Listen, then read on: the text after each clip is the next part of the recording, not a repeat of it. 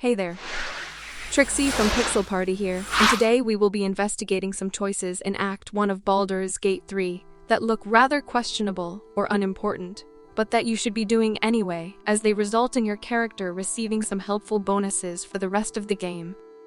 This video will contain minor spoilers, so beware. Thank you, and enjoy the video. If it isn't the talk of the camp. It's a rare day when I see one of you lot about. Thank goodness you came along when you... Oh! In Act 1, you'll encounter a charming elderly lady named Ethel.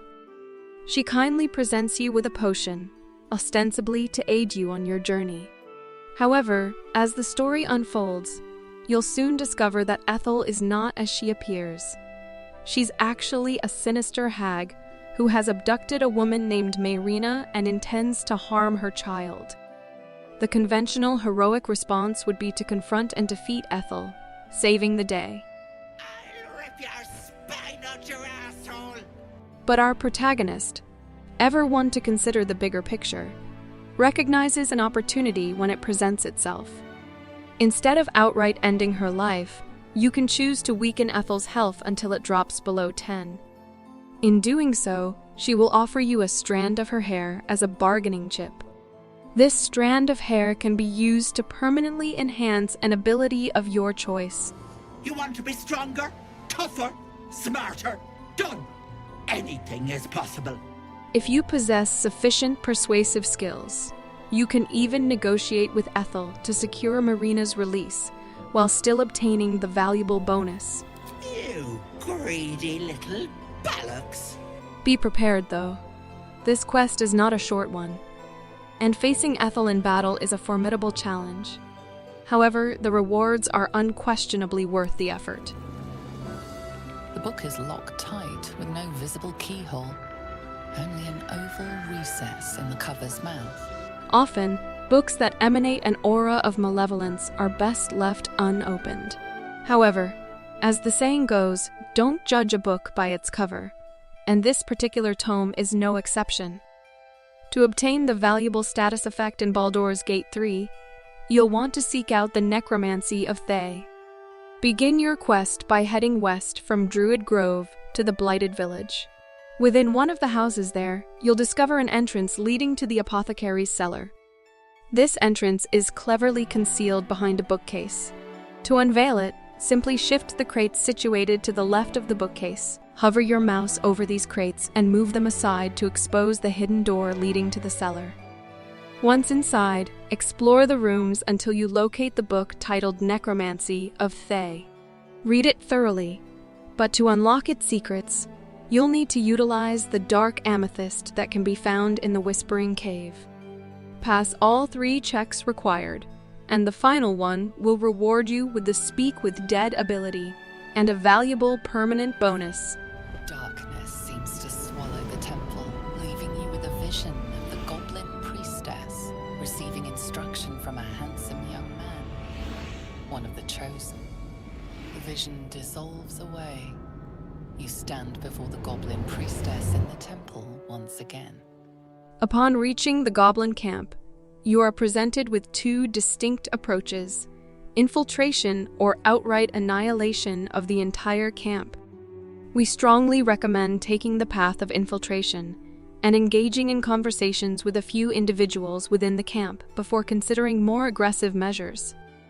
One of the notable figures you'll encounter is Priestess Gut, whom you'll meet for the first time in the Shattered Sanctum. Engage in a conversation with her, and consider accepting her proposition to be branded with the mark of the Absolute. Remarkably, this branding can be repeated by multiple companions, allowing several members of your party to benefit.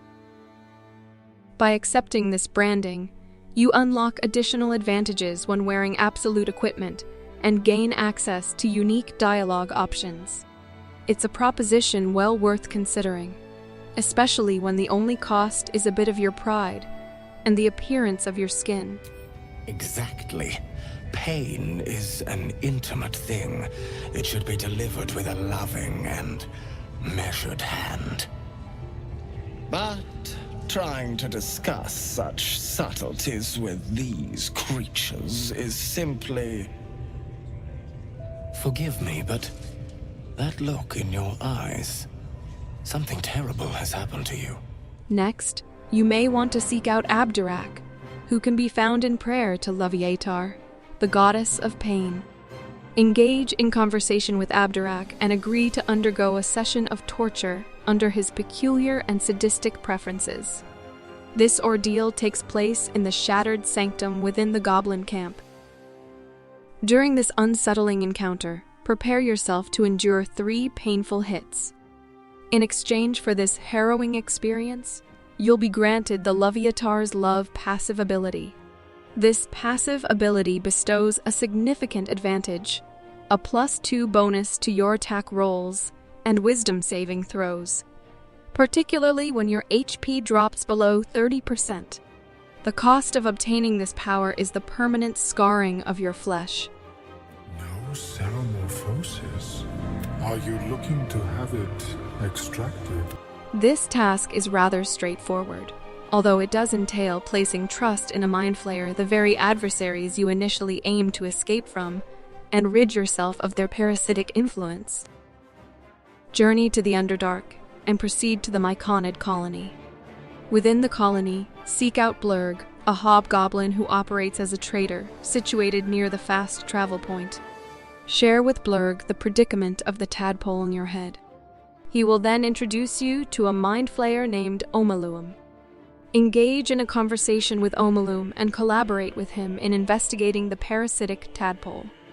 As a result of this cooperation, you will gain the survival instinct ability.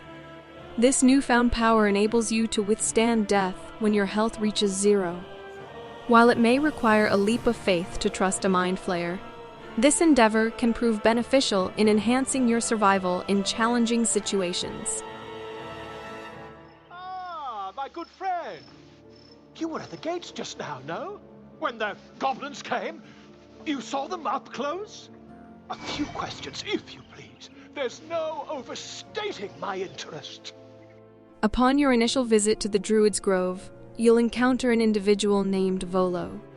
He's on a mission to observe and document the society and behavior of the goblins in their camp. As you might expect, things don't go well for him, and he finds himself imprisoned and in need of assistance.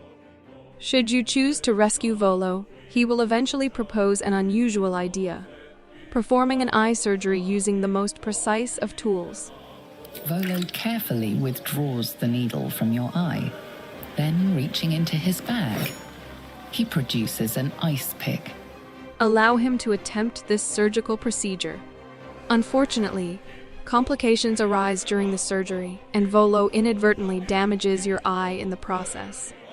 However, don't fret too much, as Volo's guilt prompts him to make amends. He replaces your damaged eye with his own artificial one. This artificial eye grants you the permanent see invisibility passive ability, allowing you to perceive hidden beings. It does come with a drawback, as it changes the color of your right eye to a faded white and reduces your intelligence by 1 point.